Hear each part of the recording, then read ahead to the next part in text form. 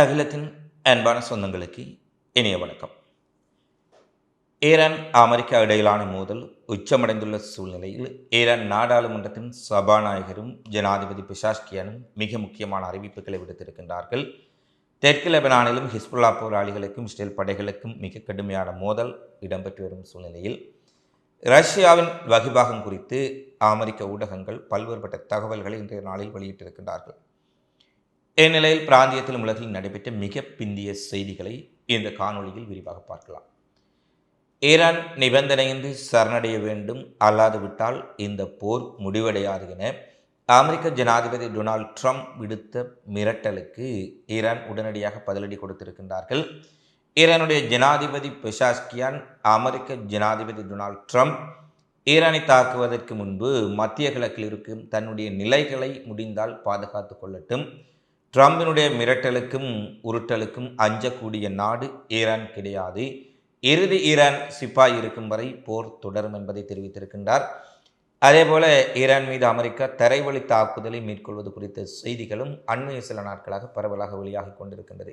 ஒரு சிலர் அமெரிக்கா தரைவழி தாக்குதலை ஈரான் மீது நடத்தலாம் என்றும், இன்னொரு சில ஆய்வாளர்கள் குர்திஸ் போன்ற தன்னுடைய கூலிப்படைகளை வைத்து ஈரானை தாக்கலாம் என்றும், சிலர் தற்போதைக்கு தரைவழி தாக்குதலுக்கான வாய்ப்புகள் இல்லை என்று பல்வேறுபட்ட செய்திகளை வெளியிட்டு வந்தது குறித்து ஈரான் சபாநாயகரிடம் ஊடகங்கள் கேள்வி எழுப்புகின்றன. ஈரான் நாடாளுமன்ற சபாநாயகர் முகமது சலே ஜோஹர் அவர்கள் சொல்கின்றார், இந்த யுத்தம் தரைப்போராக மாற வேண்டும் எனத்தான் நாங்கள் விரும்புகின்றோம். பெர்சிய வளைகுடா பிராந்தியத்தில் ஆக்கிரமிப்பு அமெரிக்க படைகள் புதைக்கப்படுவதை நாங்கள் நேரில் காண விரும்புகின்றோம் என்று அவர் ஆவேசமாக தெரிவித்திருக்கின்றார். இனி மேசையிலோ ராயதந்திர முறையிலோ தீர்வு எட்டப்படாதென்றும், போர்க்களத்தில் தான் தீர்வு எட்டப்படும் எனவும் ஈரானும் தெளிவாக தெரிவித்திருக்கின்றார்கள்.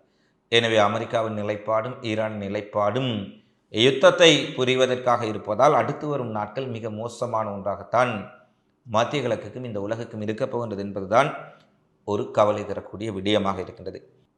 அடுத்து இந்த காணொலியை பதிவேற்றுவதற்கு சில மணி நேரங்களுக்கு முன்பாக குவைத்தில் இருக்கக்கூடிய அமெரிக்காவினுடைய மிக முக்கியமான தளங்களை இலக்கு வைத்து ஈரான் அதிநவீன ட்ரோன்களை பயன்படுத்தியும் பாலிஸ்டிக் மிசைல் கொண்டும் தாக்குதல் நடத்தியிருக்கின்றார்கள். இந்த தாக்குதலில் ஈரான் இதுவரை பயன்படுத்தாத RS-2 ட்ரோன்களை பயன்படுத்தியிருப்பதான செய்திகள் வெளியாக இருக்கின்றன. இதற்கு முன்பு காலையில் நடத்தப்பட்ட தாக்குதலில் RS-1 அதிநவீன ட்ரோன்கள் பயன்படுத்தப்பட்ட சூழ்நிலையில் அதற்கு அடுத்த மேம்படுத்தப்பட்ட ட்ரோன்கள் பயன்படுத்தப்பட்டிருக்கின்றன. இதனால் குவைத் முழுவதும் ஒரு மிக கடுமையான பதற்றம் நிலவி வருவதான செய்திகளையும் பார்க்கக்கூடியதாக இருக்கின்றது. குவைத்தில் இடம்பெற்ற தாக்குதலிலும் அமெரிக்காவினுடைய தளங்களுக்கு மிகப்பெரிய சேதம் ஏற்பட்டுள்ளது என்ற செய்தியை பார்க்கக்கூடியதாக இருக்கின்றது. அதேபோல ஈரானின் IRGC ஈரானின் சிராஸ் மற்றும் புஷேர் பகுதிகளில் உளவு நடவடிக்கைகளில் ஈடுபட்ட 2 அமெரிக்காவின் MQ-9 ட்ரீப்பர் ட்ரோன்களை சுட்டு வீழ்த்தியதாக அறிவித்திருக்கின்றார்கள். ஏற்கனவே நேற்றைய தினமும் 3 அமெரிக்க MQ-9 ட்ரீப்பர்கள் சுட்டு வீழ்த்தப்பட்ட சூழ்நிலையில் தற்போது மீண்டும் இந்த ட்ரோன்கள் சுட்டு வீழ்த்தப்பட்டுள்ளமை குறிப்பிடத்தக்க விடயமாக இருக்கின்றது. அடுத்த டொனால்ட் ட்ரம்புக்கு மிகப்பெரிய பின்னடைவாக ஈரானிய ஏவுகணை மற்றும் ட்ரோன் தாக்குதலினால் மத்திய கிழக்கில் இருக்கக்கூடிய அமெரிக்காவின் இராணுவ ட்ரேடார் வசதிகள் ஏறக்குறைய 75% முற்றாக அளிக்கப்பட்டிருப்பதாகவும், இதன் காரணமாக மத்திய கிழக்கு நாடுகளை பாதுகாக்க முடியாத ஒரு நிலையில் அமெரிக்கா வந்து நிற்பதான செய்திகளை அமெரிக்காவின் ஊடகங்கள் வால் ஸ்ட்ரீட் ஜேர்னல் என்று வெளியிட்டிருக்கின்றார்கள்.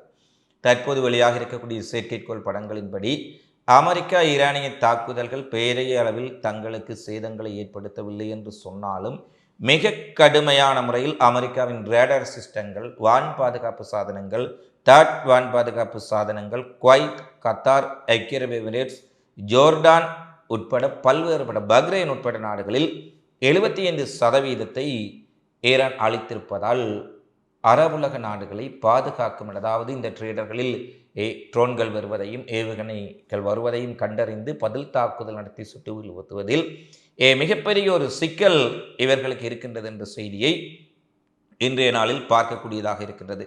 அதாவது தொடர்ச்சியாக இவ்வாறான தாக்குதல்கள் நடைபெற்று வரும் பொழுது அடுத்து வரும் நாட்களில் முற்றாக அமெரிக்க படைகளால் அமெரிக்க ரேடர்கள் செயலிழந்தால் மத்திய கிழக்கு நாடுகள் மிகப்பெரிய சிக்கலுக்குள்ளாக்கப்படுவார்கள் என்ற செய்தியும் வழியாக இருக்கின்றது. அதேபோல் இந்த GCE நாடுகள், அரபுலக நாடுகள், அதில் கத்தார், சவுதி அரேபியா, முக்கியமான ஐக்கிய அரபு எமிரேட்ஸ் போன்ற நாடுகள் ஒரு அவசரமான ஒரு இரகசிய கூட்டத்தை நடத்தி இருக்கின்றார்கள். இந்த கூட்டத்தில் அனைத்து அமைச்சர்களும் வெளியுறவு அமைச்சர்களும் கலந்து கொண்ட கூட்டத்தில் இனி அமெரிக்காவை நம்பி பயனில்லை என்பதைப் போலவும் அமெரிக்கா இந்த இக்கட்டான நேரத்தில் தங்களை கைவிட்டுவிட்டு இஸ்ரேலை பாதுகாப்பதில் முழு மூச்சுடனும் மும்முரமாக செயற்பட்டு வருவதாக சவுதி அரேபியாவுடைய வெளியுறவுத்துறை செயலாளரை பகிரங்கமாக தெரிவிக்கும் அளவுக்கு அரபுலக நாடுகள் அமெரிக்காவில் விரக்தி அடைந்திருக்கின்றார்கள். ஏனெனில் இஸ்ரேலை பாதுகாப்பது தான் அமெரிக்காவினுடைய முதல் தேவை, முக்கிய தேவை. இந்த அரபுலக நாடுகளை ஒரு பகடைக்காய்க்காக அவர்கள் வைத்திருக்கின்றார்கள். இவர்களுடைய பணத்தை கொண்டே இவர்களுடைய நாட்டில் தளங்களை அமைத்து ஈரான் போன்ற தங்களுக்கு அடிபணியாத நாடுகளை தாக்குவதற்குத்தான் இந்த தளங்கள், இவர்களை பாதுகாக்க அல்ல என்பது இந்த அரபுலக நாடுகளுக்கு தற்போது புரிய ஆரம்பித்திருக்கின்றது. எனவே கத்தார் என்ற ஒரு அறிவிப்பை கூறுகின்றார்கள், அமெரிக்கா வேறு நாடுகள் கூலிப்படைகளை நம்பியிருக்காமல் எங்கள் நாட்டு மக்களை கொண்டு ஒரு தேசிய இராணுவத்தை விரைவில் அமைப்பதற்குரிய நடவடிக்கை நாங்கள் ஆரம்பிக்கின்றோம் என கத்தார் பாதுகாப்பு அமைச்சகத்தை மேற்கோள் காட்டி கத்தார் ஊடகங்களை செய்தி வெளியிட்டிருக்கின்றன. இப்போதாவது உண்மையை உணர ஆரம்பித்திருக்கின்றார்கள். எத்தனை கோடிகளை கொட்டி செலவு செய்து வெளிநாட்டு படைகளை, அமெரிக்க படைகளை கொண்டு வந்து நிறுத்தினாலும் அந்த தேசத்தினுடைய மக்கள் அந்த தேசத்திற்காக போரிடும் போது மட்டுமே அங்கு அவர்கள் இறுதி வரை போராடுவார்கள். ஈரானின் நிலையை எடுத்து பாருங்கள், மிகப்பெரிய இழப்பு. சுப்ரீம் லீடரை கொன்று விட்டார்கள், 48 தளபதிகள் தலைவர்களை கொன்று விட்டார்கள், மிகப்பெரிய அழிவை ஏற்படுத்தி விட்டார்கள்.